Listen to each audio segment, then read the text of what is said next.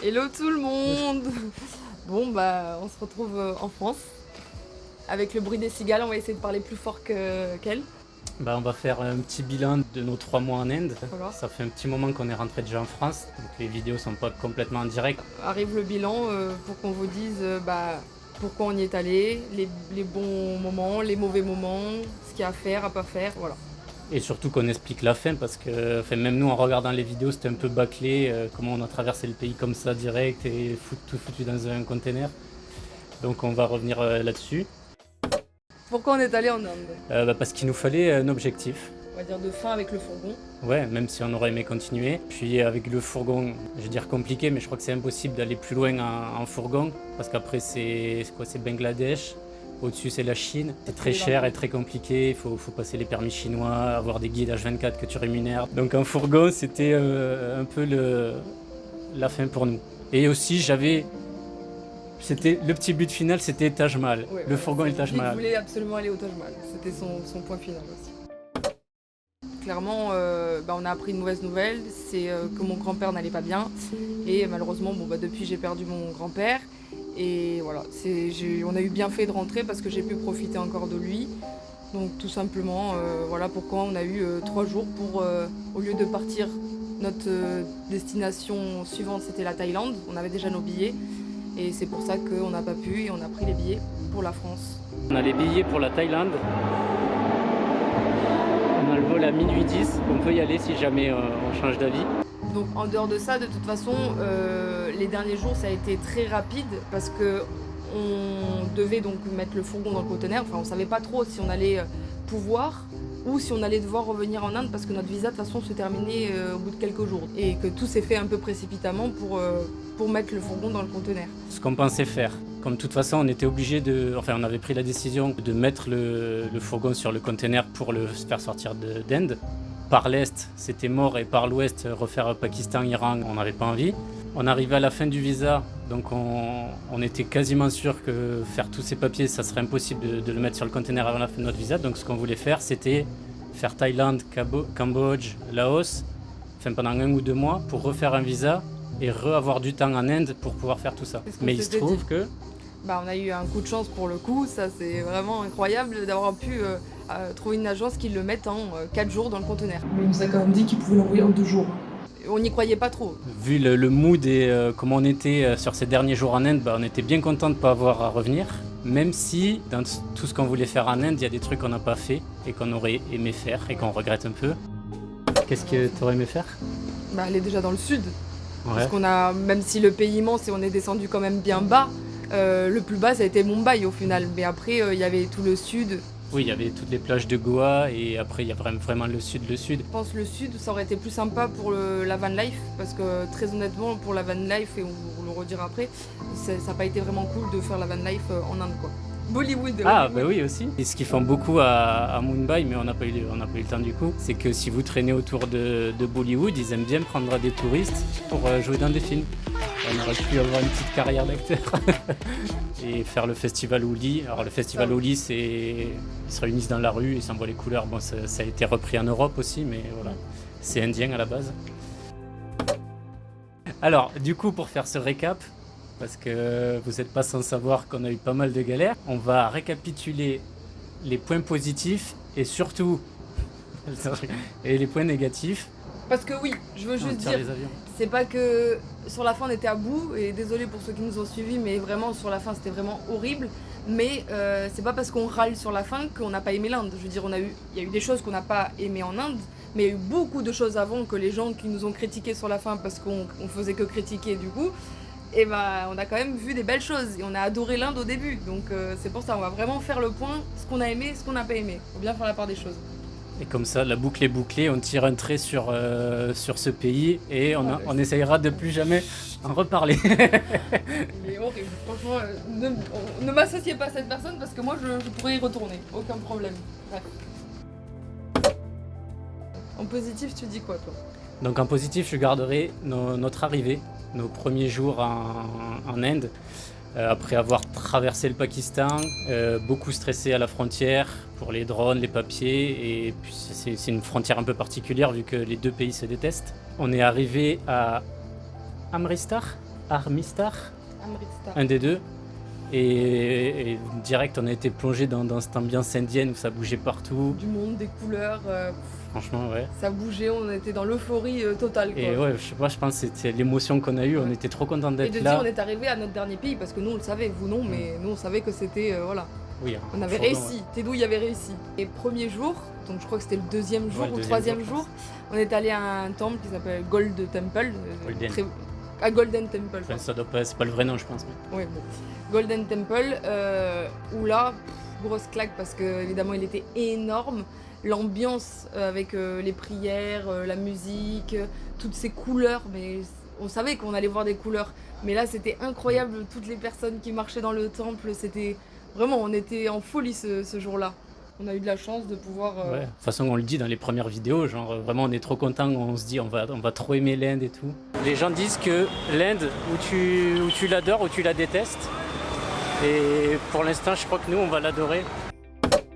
Ce qu'on a également aimé, et je pense qu'on ne doit pas être les seuls, c'est de pouvoir croiser des animaux tout le temps. Et moi, franchement, dès notre retour, ça m'a déjà fait un truc de me dire ici, voilà, on ne croisera pas des animaux, des singes, des chameaux, des éléphants au bord de la route, quoi. C'est un truc. En vrai, même des chiens. Oui, même Je les croise pas chiens, des chiens. oui, mais bon, des chiens, on en voit quand même. C'est vraiment, là, on a vu quand même pas mal de choses, quoi. Et surtout les langours, les singes immenses qui font notre taille. Ça me manque terriblement. Nous qui adorons les animaux, si vous nous avez suivis déjà depuis le début de notre voyage, on s'arrête dès qu'il y a un petit chien. Donc là, tous les animaux, c'est pour nous le gros coup de cœur de ce pays.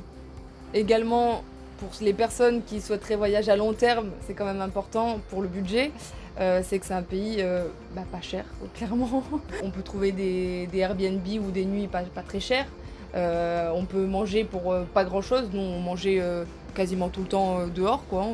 On se faisait rarement à manger dans le fourgon, même si on a pourtant la cuisine. En positif, je vais mettre aussi la variété des paysages.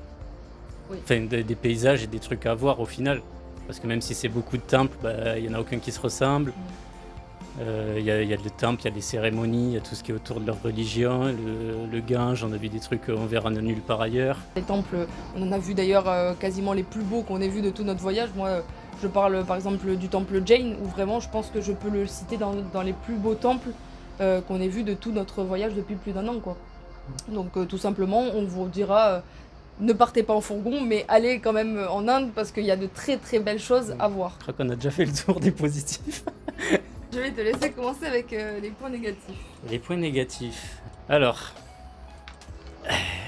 moi j'ai noté la pollution.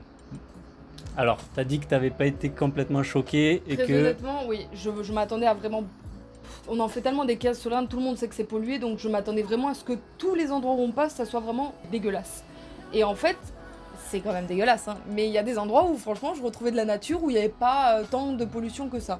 Après, de l'air, oui, bon, ça, respirer de la pollution, oui, ça on le sait. Oui, alors qu'on a fait des pays en Europe, genre vraiment l'Albanie, dégueulasse où aussi. c'était aussi dégueulasse, quoi. Alors que, ouais, pour moi, c'est On n'en encore fait plus pas des honteux. caisses comme ça, et celui-là je vais le garder pour la fin, il est trop long. On dirait qu'il assume pas quand il va dire, mais faut le dire, faut être honnête, jusqu'au bout on sera honnête avec vous. Hein. Bon, la conduite, moi ça m'a pas dérangé, Bah. mais c'est vrai que... Ouais, à long terme, ça nous a pas choqué parce qu'on en a fait des pays en Turquie aussi, hein, rouler au milieu. Enfin, c'est vrai que c'est déjà le monde.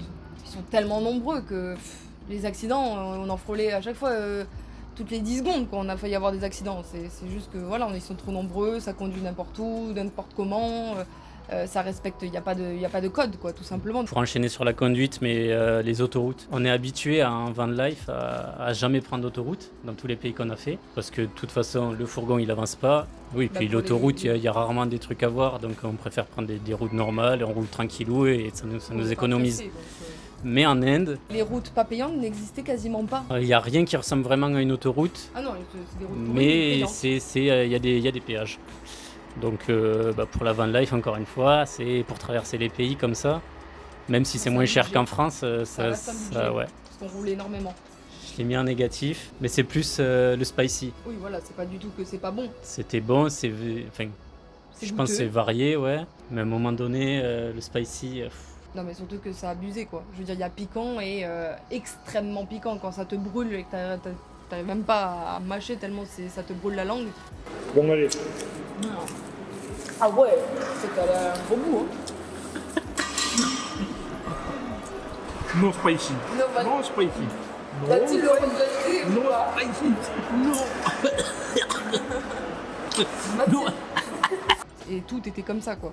Donc, Alors encore une fois, c'est peut-être nous, parce que j'imagine que les touristes qui viennent avec un guide, qui restent dans les endroits touristiques, ils ont sans doute des restos où c'est plus tranquille. Alors que nous, on avait vraiment, pas vraiment de resto, nous, c'était au bord de nous la on route. s'arrêtait au bord de la route, ils avaient jamais vu un blanc de leur vie, donc Donc, on quand mangeait ils- comme eux, quoi. Pour savoir aussi, ça je l'ai peut-être pas dit dans les vidéos, mais quand ils disent pas spicy, enfin quand tu dis pas pimenté, mais en fait ils te rajoutent de la crème fraîche pour un peu baisser le piquant. Autre chose, les Airbnb et les hôtels parfois n'étaient pas autorisés à ce que les touristes puissent dormir. Donc au début on ne savait pas, les premières fois quand ils nous ont un peu refoulé, on s'est dit mais qu'est-ce que c'est que cette histoire ?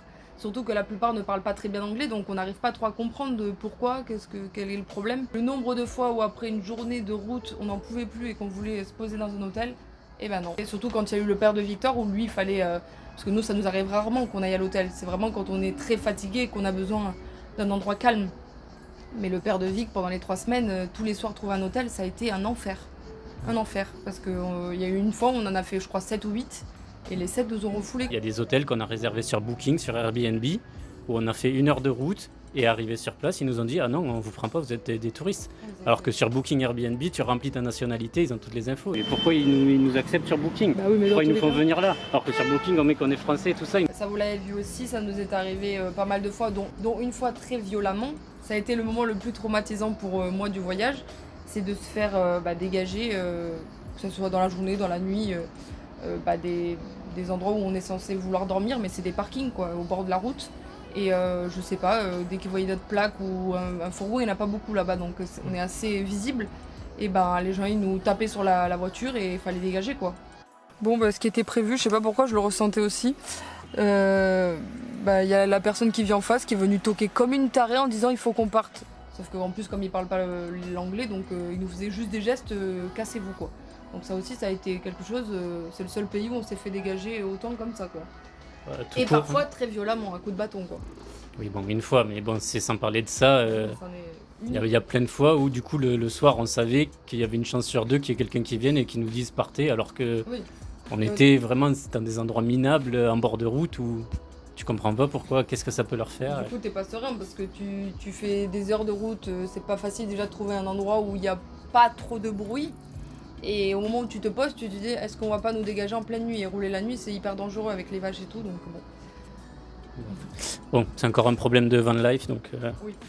qu'on est très peu à avoir vécu, je pense. Bon, là on va passer à la grosse partie, ce que je considère comme des arnaques. Pas vraiment des arnaques, c'est qu'ils voient que t'es touriste, donc ils gonflent les prix. Ou ils te... Le double carte au restaurant, c'est bien une arnaque. Oui, bon bah alors commence par celui-là. Oui, on n'avait pas compris au début, mais après on a tilté parce qu'il y en a un qui a fait l'erreur.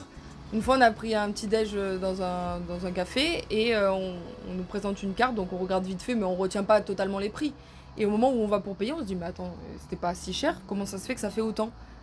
Et donc la personne, elle s'est trompée, elle nous a ramené une deuxième carte où c'était pas du tout les mêmes prix. Et donc de là, on dit mais attendez, mais c'était pas du tout ça parce qu'on avait peut-être retenu vaguement le prix. Et au final, il nous montre les 2 cartes, devant notre tronche quoi. Et on se dit d'accord, mais en fait, non, vous avez montré ça, donc on va payer ça.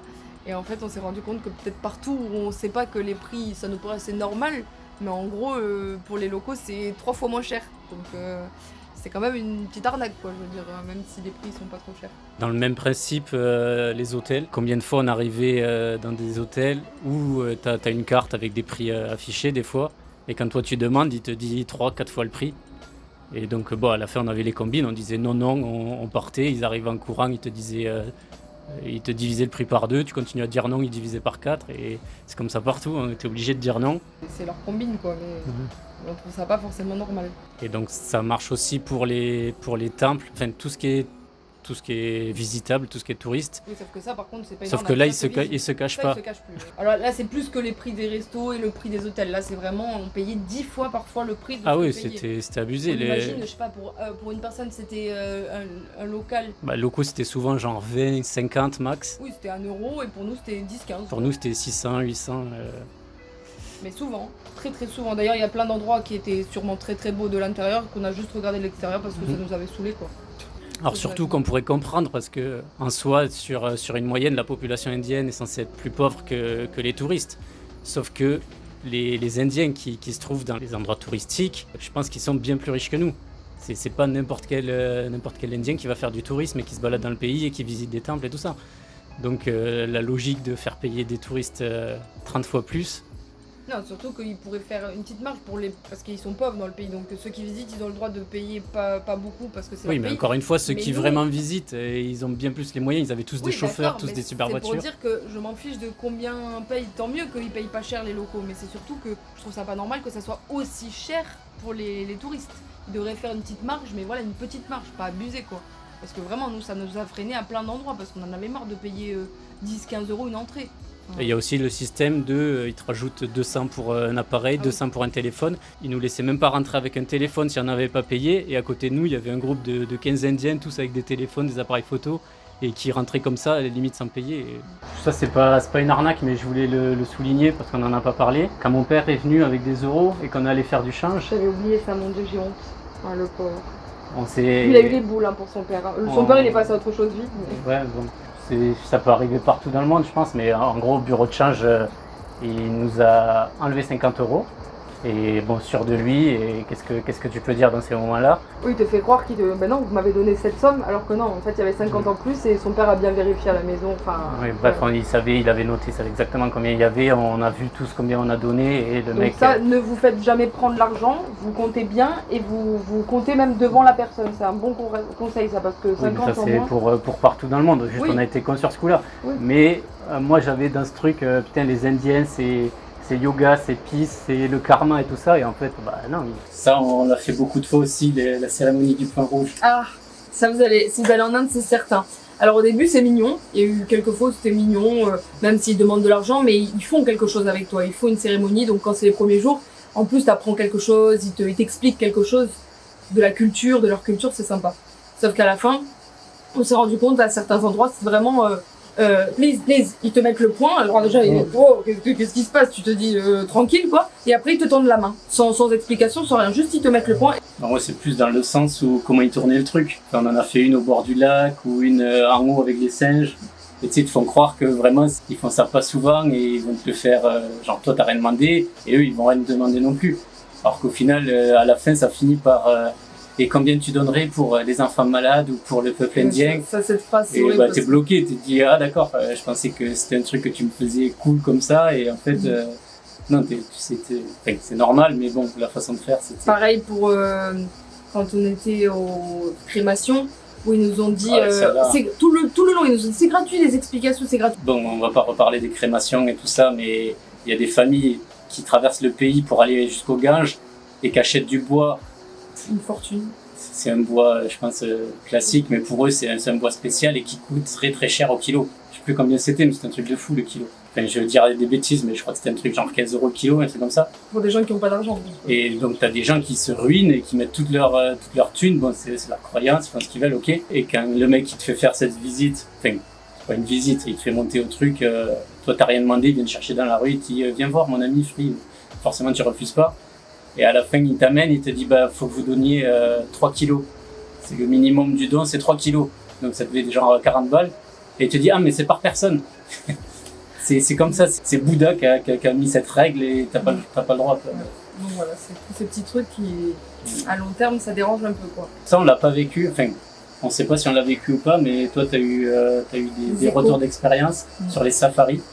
Oui, alors les safaris, il faut savoir que déjà en étant touriste, vous ne serez pas prioritaire par rapport aux zones où vraiment vous pouvez croiser des tigres. Non seulement vous allez être donc redirigé dans des endroits où vous allez certainement voir rien du tout, et 3 fois le prix de ce que va payer comme d'habitude les locaux. Nous on l'a pas vécu, mais je sais que voilà. Attends, c'est rien, si on l'a pas vécu, on n'a pas vu de tigre, on était certainement dans une zone merdique, on a certainement payé 3 fois le prix des Indiens. Tu dis on l'a pas vécu, mais on n'en sait rien. Sauf que, enfin, les gens qui nous ont raconté ça, eux avaient des preuves et enfin, tu dois encore avoir tous les messages où vraiment on lisait ça, on était, ah ouais, c'est des enfoirés quoi. Ils te mettent dans une zone où tu vas payer 3 fois le prix et tu sais très bien qu'il y a aucune chance de voir un tigre, ils ont jamais vu un tigre et là. Et ça, ils l'ont su parce que quelqu'un de sympa qui les a, c'était comme un guide mais de la journée, les a avertis. Parce que sinon, ceux qui vraiment font les agences ne vous diront jamais ça, évidemment. Ils vont dire bien sûr, là on vous a mis sur la meilleure zone. En fait, pas du tout.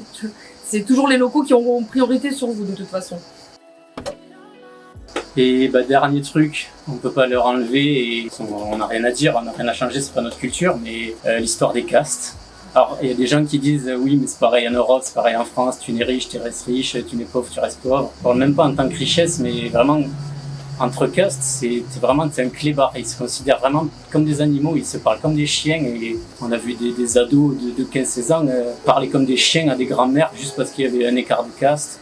Où vraiment eux ça ramasse les poubelles, mais ils sont pas du village, ça vient d'or, c'est la merde. Limite ils te disent ne leur parle pas quoi. Ouais voilà c'est ça, tu vas leur parler, ah mais non c'est pas la bonne caste. Et même même sous caste quoi, enfin même les castes les plus basses, et oui. même si t'es juste au-dessus, et ils considèrent la celle d'en dessous une grosse merde alors que t'es pas forcément. En fait c'est tellement dans leur tête que c'est logique et t'en as pas une qui branche. Mais voilà, rien que déjà le système de caste il est horrible en soi, c'est terrible de se dire que celui qui a pas eu de chance de naître dans une caste pas très bonne, il restera toute sa vie il peut faire non tout seulement ce qu'il veut, il peut essayer tout ce qu'il veut, oui, c'est comme ça. Il fera le métier qui lui est prédéfini et sans compter qu'il sera traité comme une merde. Voilà donc. Bon, on va pas trop aller en profondeur parce que je pense qu'il y a des spécialistes qui vont nous expliquer le contraire à tout ça. Ouais, donc, bon. on va s'arrêter là, mais nous, ouais, donc, pour moi, si tu crois en l'humanité et si t'as de la logique, oui, t'es pas censé traiter les gens comme ça, tout simplement. c'est compliqué à comprendre. Voilà. Bon, dans tous les cas, pour faire la conclusion de l'Inde, c'est qu'il y a de très gros points positifs, il y a de très belles choses à voir. Nous, c'est juste, je pense qu'on a loupé le coche en y allant en fourgon, parce que la plupart des points négatifs, c'est parce qu'on a voyagé en fourgon. Et que si on avait été en mode pépouze à l'hôtel et on aurait été guidé par notre taxi, je pense que vous vous régalerez. Mais voilà, c'est comme ça. On a quand même maintenant plein de choses à raconter, donc... Ah oui, le micro, ça. J'ai lâché le micro depuis 10 minutes. Ouais, vous nous entendez? Allez, ciao. Donc voilà, à prendre avec du recul parce que c'est notre expérience à nous. On n'a eu peut-être pas de chance à certains moments. Et oui, de toute façon, c'est quasiment sûr que personne n'aura la même expérience que nous et autant de galères que nous. On vous le souhaite pas. Forcément, voilà, tu vas passer avec des guides, tu vas aller d'hôtel en hôtel, d'excursion en excursion, tout organisé. Donc, tu n'auras aucun problème. Mais pour nous, voilà. voilà. Mais au moins, vous savez notre ressenti, ce qu'on a trouvé moins bien, ce qu'on a trouvé super. Mais pourquoi on est allé là-bas, pourquoi on est rentré et voilà. Et puis... Et à la prochaine. Ciao. Allez, ciao.